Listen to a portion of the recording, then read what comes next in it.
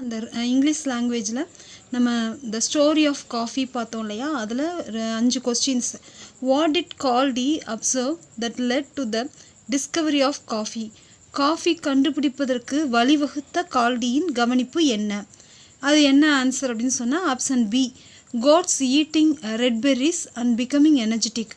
ஆடுகள் சிவப்பு பழங்களை சாப்பிட்ட பிறகு சுறுசுறுப்படைவதை கவனிக்கிறாரு. அதுதான் காஃபி அப்படின்னு சொல்லி கண்டுபிடிக்கிறாரு. How did industrial revolution impact coffee consumption அப்படின்னா என்னென்னா, தொழில் புரட்சி காஃபி உற்பத்தியை எவ்வாறு பாதித்தது அப்படின்னு அர்த்தம். அதில் வந்து என்னென்னா, தொழில் புரட்சினால் காஃபி உற்பத்தி வந்து விரைவுபடுத்த தான் செஞ்சு, மேலும் புதிய தயாரிப்பு முறைகளை அறிமுகப்படுத்துச்சு. So it accelerated coffee production and introduced new brewing methods. புதிய தயாரிப்பு முறைகளை எல்லாம் என்னாச்சு அப்படின்னு சொன்னால் இன்ட்ரடியூஸ் பண்ணது இந்த தொழில் புரட்சி ஏற்பட்டதுக்கு பின்னாடி தான். Consider the following statement. Coffee originated in Ethiopia and quickly spread the Arabian Peninsula and beyond, where it is become popular. Which of the following statement is correct அப்படின்னு சொல்லி கேட்குறாங்க. பின்வரும் கூற்றுகளின் கவனியுங்கள். காஃபி எத்தியோப்பியாவில் தோன்றி அரேபிய தீபகற்பம் மற்றும் அதற்கு அப்பாலும் வேகமாக பரவியது.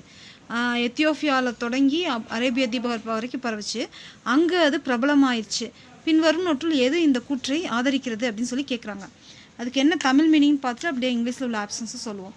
எத்தியோப்பியாவிலேருந்து அரேபிய தீபகற்பம் துருக்கி மற்றும் ஐரோப்பியாவிற்கு எவ்வாறு பரவியது, அப்புறம் பல பிராந்தியங்களில் அதன் பயிர் செய்கையை எவ்வாறு பாதித்தது என்பதை இந்த பகுதி விளக்குகிறது அப்படிங்கிறது தான் கரெக்டான answer. So the dissemination coffee from Ethiopia catalyzed its cultivation across various regions including Turkey and Europe அப்படிங்கிறதான் கரெக்ட் ஆப்ஷன். வந்து ஸ்டேட்மெண்ட் 1 ஸ்டேட்மெண்ட் 2 அப்படின்னு சொல்லி கொடுத்துருக்காங்க. அந்த 2 ஸ்டேட்மெண்ட்டில் ரெண்டுமே கரெக்டாக அல்லது ஒன்று கரெக்டாக ஒன்று ஃபால்ஸா அப்படிங்கிற மாதிரி தான் options. The introduction of coffee to the European market was met with the immediate acceptance and no resistance from religious authorities. இது வந்து என்னென்னா, மத அதிகாரிகளிடமிருந்து ஐரோப்பிய சந்தையில் காப்பி அறிமுகப்படுத்தப்பட்ட போது எந்த எதிர்ப்புமே இல்லாமல் உடனடியாக ஏற்றுக்கொள்ளப்பட்டது அப்படிங்கிறதான் முதல் ஸ்டேட்மெண்ட்னுடைய அர்த்தம். ரெண்டாவது ஸ்டேட்மெண்ட் என்ன அப்படின்னு சொன்னால், the cultural significance of coffee house in Europe during the age of enlightenment extended beyond mere beverage consumption to become venue for political and philosophical discourse அப்படின்னு அர்த்தம்.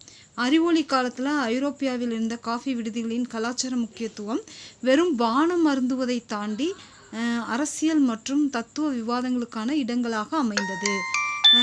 அங்கே வந்து அந்த காப்பி கடைகளில் வந்து அரசியல் பேசுகிறது, தத்துவ விவாதங்கள்லாம் நடக்குது இல்லையா, அதுதான் கூற்று 2 வந்து சொல்லுது.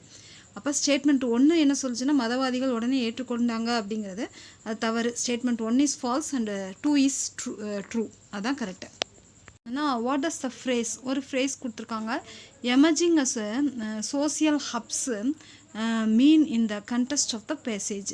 சமூக மையங்களாக உருவெடுத்தல் என்ற சொற்றொடர் பத்தியின் சூழலில் எதனை குறிக்கிறது? சமூக மையங்களாக உருவெடுத்தல் அப்படிங்கிறது அதுக்கு வந்து developing into centres for community interaction and cultural exchange. சமூக தொடர்பு மற்றும் கலாச்சார பரிமாற்றத்திற்கான மையங்களாக மாறுவது அப்படிங்கிறதா சரியான ஆன்சர்.